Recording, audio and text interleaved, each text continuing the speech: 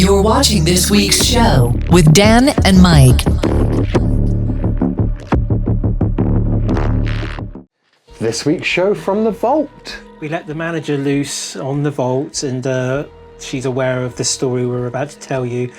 She goes, "Oh, I found the interview, so now you can tell the story as part of your Bloodstock hype." So this is the start of our Bloodstock hype. Yep, and this story is fun, but it is going to be prefaced with the fact that this is from when he had already quit drinking, but I hadn't. We are now both years sober. Almost a decade. For you and 7 years for me. This was actually one of my last years drinking, as it happens. It was 2018 that was actually my last year, and this was 2017. Yes. So we're talking, of course, about Bloodstock. That's what we've already said.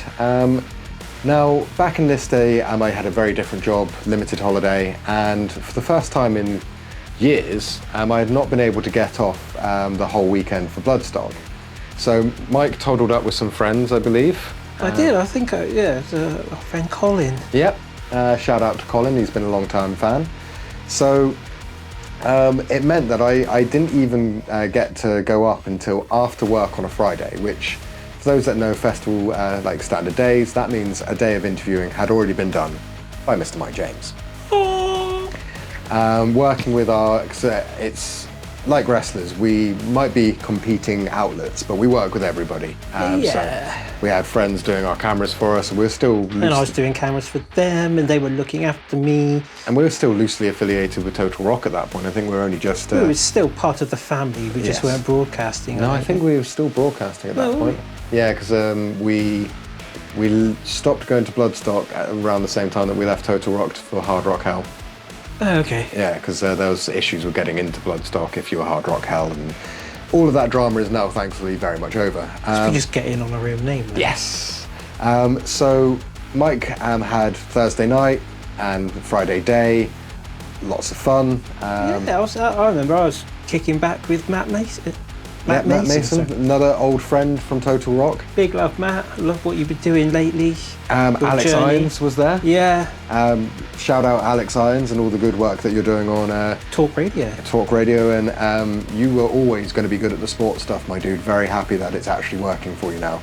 And Alex Irons, one of the most hardest working people. Didn't he do like a year of doing a 2 o'clock in the morning show or something? That's what he still does on Talk Radio. Yeah. With So the level of commitment. Sports, sorry, not Talk Radio. Yeah. It's the different. level of commitment from our boy Alex Irons, amazing. Make Loves sure you his check him football. out. Follow him on socials. Yeah, he's kind of like, for me, the Chris Van Ville of English football, because he's got such a depth of knowledge on teams that are just in the league, not just the one he likes. He can talk about everything. So yeah, well, his socials, he's trying to go to a different team in every borough of London. Amazing. Not just Premier League, but all the way down to Sunday League. Jumpers as goalpost type things, and he's getting recognised for it. So good work, love, Alex. Yeah, big love to Alex. Also shout out to Whitney, that was the manager of Total Rock, now sometime PR, sometime model. I'm not entirely sure what she's doing right now. But those are the main players in what happened to me when I did a day's work. I was a driver back in these days. So I drove up to Bloodstock after doing a day's driving in Devon. For those that want to know, that's 8 hours of driving as a shift and then a 4.5 hour drive by myself. I turned up incredibly sober, as one does. I don't drink and drive ever, especially now because I don't drink. But anyway, even when I drank, I didn't. And it was one of the most epic arrivals I think I've ever had to a festival, because somebody somewhere had a Bacardi Cannonball. Yeah, which was pre-made by. I think it got passed around, and everyone, if I remember right, everyone just put like a little. Here's one for the boy, and we mixed it all up and put a little bit of sweet something in it to make it palatable. And it was, well, you parked up, I found you. Well, no, you guys were coming towards me as I was parking because my engine was still on. My window was down because it was so warm. And as I pull the handbrake up, I literally have a drink in my face. With 2 straws in. And I wasn't allowed out the car until I had finished it.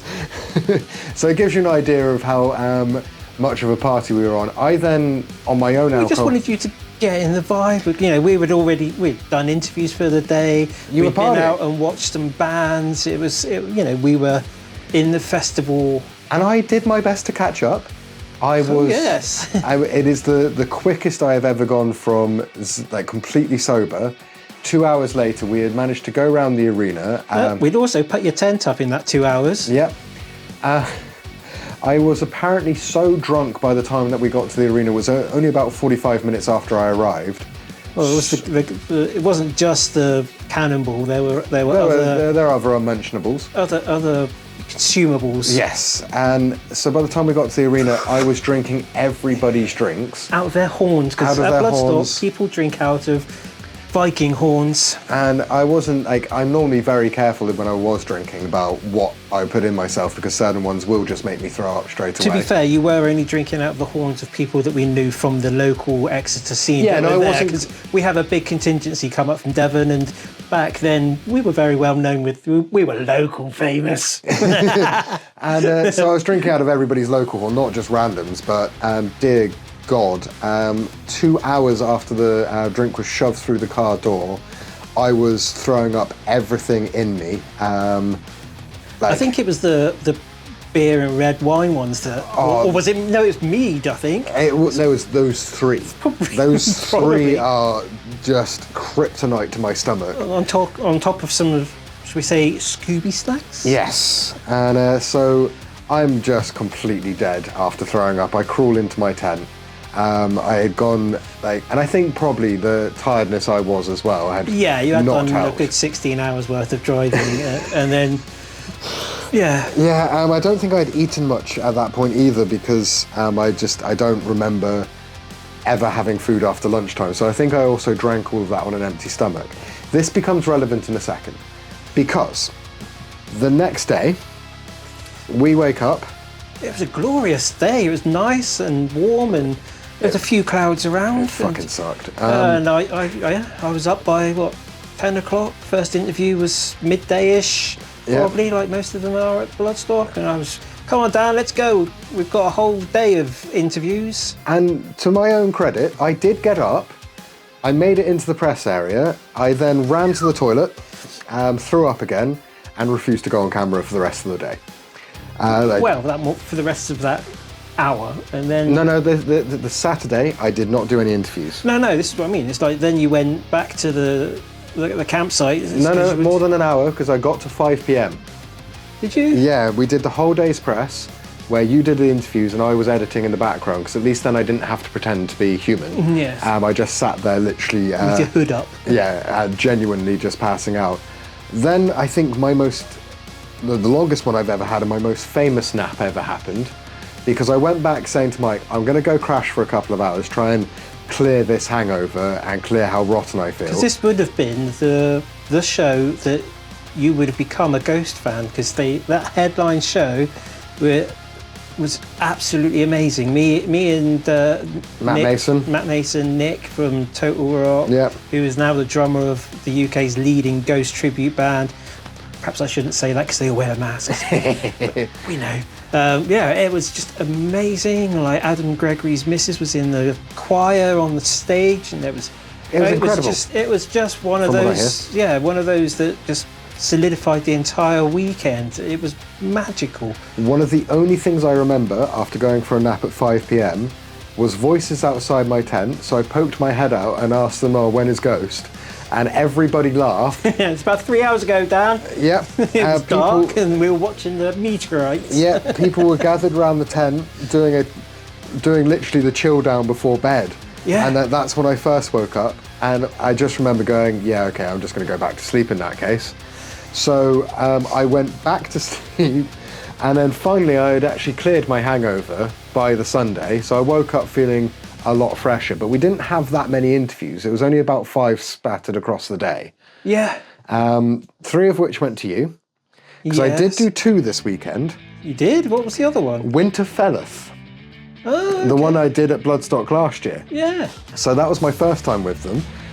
But I'd asked Mike years and years ago, and this is from the vault that we have, and this is after everything that we've just said, is we had Alissa from Arch Enemy booked. Yes, they were the main support, and the very last interview of the entire run of interviews, I'd done 20. Pushing on 20 to 30 interviews of all levels, from Battle of the Metal to the Masses, Battle of the Bands type thing. Yeah. All the way through to... I think you even had a headliner. I think I did, or a couple from the second stage at least. Yeah. And No, I swan in, and the interview that we're about to play... About 6 o'clock in the evening. Yeah. I just chatted to her. I've listened to it back today as it happens, and it's just an alright interview. You get the information out at the time. It's a Vox Pop festival interview. We chat about being at a festival. We chat about the new music they're working on at the time. A little bit about writing process and music. Not much else. Yeah, you get your allotted time and you fill it up. And to be fair, we were one of the last interviews we had with Alissa, and she was tired and, well, it's covered in the interview, but yeah, tired and talked out and needing to get ready to go on stage an hour or so later. So you made it a quick one. Made it a very quick one, and well, we'll tell you why this is a From the Vault one after we play the interview, because it's only 7 minutes, so you don't have long to wait until you find out why we chose this one. Right, it's Dan from The Rock Show. I'm going to get this lovely person to introduce themselves. All right, you want me to introduce myself? I can't hear you, I'm sorry. I'm Alissa from Arch Enemy. Hi. And you have possibly the most awesome hair at Bloodstock. No, I don't. Yeah. My hair is fucking shitty right now, but thank you. I think hers is better, actually. I like it. Well, I got to be honest, I'm a fan of the blue, so... so am I. You win on that front. Now, you guys are going for main support later on. Mm-hmm. I understand from maybe listening to a couple other interviews that you're brutally shattered and you're still going to go smash it on the main stage. I hope so. Yeah, I mean, actually, our crew, we just did like 3 shows in a row where we went straight from the stage to the airport, flying into another country, straight to the festival site, to the stage. So, like, literally, I mean, my crew has had 0 sleep. I feel so bad for them. I've at least gotten an hour in here and there, but I feel so bad for my crew, honestly. Did you get some downtime after this? No, I fly straight to a promo tour tomorrow. Wow. Yeah. So maybe sometime in 2018 you can sleep? Probably not. No? Okay. But I'll sleep when I'm dead in like 150 years. I like that attitude. That is a good attitude. Yeah. Well, I was going to ask what you've been up to, but you've just explained that it's been 0 sleep and lots of shows. Yeah. But you've got a smile on your face, so I'm going to figure that it's been fun at least. Absolutely, yeah. So you guys are, writing a new album about to release it with Arch Enemy? Yeah, the album's done, so that's coming out in less than a month. It comes out September 8th. The album is called Will to Power. We have a music video that came out already, which got a really cool response, actually. It like went up, it's almost at like 5 million views now. It hit 1 million in 2 days or something like that. So and that song is called The World Is Yours, and we're going to play it tonight, so you'll hear it tonight. Sick. And have you got anything else that you're looking forward to within the album release, like other music videos that you worked on that haven't gone out yet? Yeah, I mean, I love the art of the music video. So every time when I'm in studio or if I'm writing a song or performing a song, I'm always like picturing what I think the music video could be for that song. Nice. And so far I haven't directed any videos for Arch Enemy, but I would love to start doing that, and I would love to do that for other bands too, actually. Fantastic. So I'm thinking about that more and more, how I could maybe find some time to start directing music videos, because I really enjoy that. And so I've written a couple treatments. We'll see what happens. But so would you ever go for like the full concept writing, where you plan the music video as part of the lyric structure completely? I mean, I'm pretty visual, so I kind of do imagine imagery when I'm writing lyrics. I don't know if I would do like a fully concept album, just because I don't like forcing anything, you know? And so like if I write a song that's like super brutal and angry, but then the concept of the album was something more melancholic, I don't want to have to like force melancholy lyrics onto a brutal song, you know what I mean? If the song is good, I just want to like make a good song. But I don't know if I would do a fully concept album. Well, I'm looking forward to hearing the new stuff. I was a big fan of your first one with Arch Enemy. Slight fan of The Agonist as well, but you're with Arch Enemy now, so that's what we talk about. Yeah. So I'm just going to wish you luck, because I don't want to take up any more of your time. You've still got to do the most important thing today. Yeah. And Sunday night is always fun here, so I hope you have a great time playing. Thank you very much. Sleep whenever it happens. Yeah, eventually it'll happen, I'm sure. Fantastic. Hopefully. Thank you for taking a couple of minutes. Yeah, no problem. Thank you. Hopefully she slept. I would hope so too. Though she's not since then dead, had the album out, and They've had I think they've had an album out this year, haven't they? Yeah. I believe so. But what a consummate professional, because these days, being an old, tired man like I am, I can see genuinely how exhausted she is body and soul. But not only was she doing 10 interviews that day, including us, but she did go and rip it on stage. Yeah, it was good, wasn't it? It was hellishly good. It was a standout.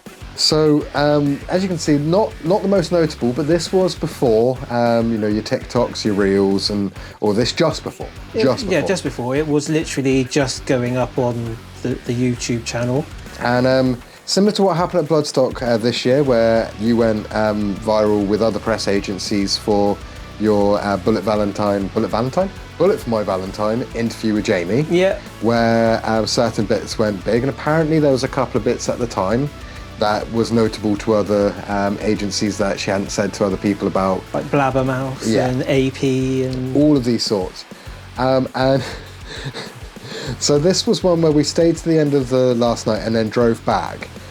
And if my memory serves, it was the drive back that we started realising something was happening, because your phone, you had Google Maps up, and all of a sudden there'd be like bing bing, and then a couple more miles, bing bing. It's like, so I get my phone out, I'm like, what the limit hell's going on here? It's like, oh, there's 20 odd interviews of mine. No. So you can add up all the views of every single interview that I did for the entire festival. Doesn't even scratch the number of views he got on the one interview. Collectively, I couldn't even get the one that he went viral on because everyone picked it up. Yeah, and I'm not bitter. It's good because it boosted us up. It helped people realise, hey, Mike James Rock Show, they do good interviews. But it was my most diva festival ever. Because I never refuse to go on camera. There's a very famous one on Total Rock, not for actual numbers, but within us, where I'm so hungover the band shouts at me. Different festa or different Bloodstock, it was previous to this. Oh, when you had mustard-coloured trousers on. Yeah, and a pink hoodie. And white-rimmed aviators, just to annoy Bloodstock people as much as possible, which worked. But yeah, I've never refused to, and we've drunk heavy in the early days of working together, and we would always be up and interviewing the next day. I have never ever refused to not do an entire day's worth of interviews. Apart from this one festival where I refused to have the most over-the-top indulgent nap that I've ever had. But I am in part guilty of causing all of that due to the cannonball through the window. Yes, copious amounts of alcohol we funneled into you. Yeah, but yeah, it turned out to be my most rock star moment as press agent. Turn up late, get absolutely smashed within 2 hours, throwing up and falling asleep. Refuse to interview the next day. Swan in on the Sunday. Do 2 interviews. One goes viral. Take the views for the entire weekend. Yeah. But then again, you did do that in more, not this year's download, was it last year's, where you absolutely smashed my collective views out of the park with your Harper interview? Oh yeah, possibly. Yeah, I think it was last year. And maybe a couple of years before that as well, at download with Black Veil Brides. That was before the Arch Enemy one. It's that long ago. Oh my god, I'm so old. That's when they were still in their sort of defiled style makeup era. Yeah. Yeah. And that one went even bigger. We didn't even know until we got back to press the next day. It was an overnight success. And Mike's checking the views, and I remember you sort of did that almost comedic, what's going on? Something's gone wrong, Dan. I think you've uploaded it wrong because we've got thousands of views on this one and hundreds of views on the rest. So we have had it where viral moments do that, but normally it's not because somebody's got so drunk they refuse to interview for a day and then swan in and get it last minute. Yeah, so going forwards, we're at Bloodstock next week.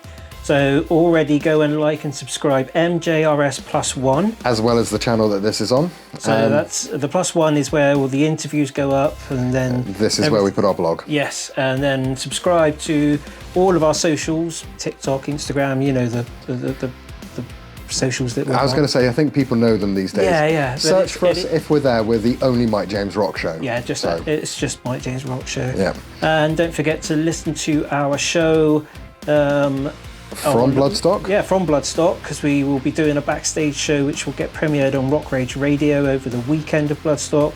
But we've got a preview show with an interview with Adam Gregory, who's one of the directors. We have him on every year for the past few years. Who loves Mike, by the way. Absolutely loves talking to him. He's a genuinely just a nice guy. You know, you could just go and have a coffee with him, and we actually talk about the Bloodstock coffee there, because they've got their own coffee now.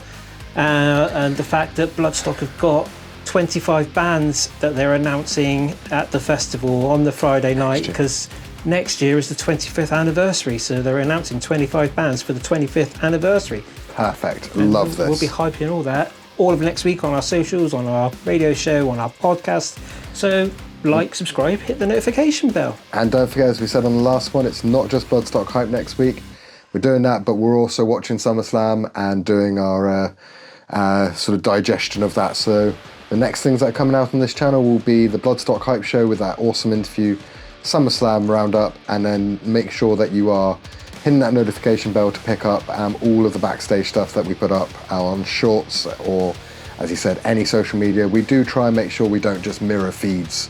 So it's different stuff, different networks. And of course, as always, for all of that, making sure that all happens is thank you, Heidi. Yay!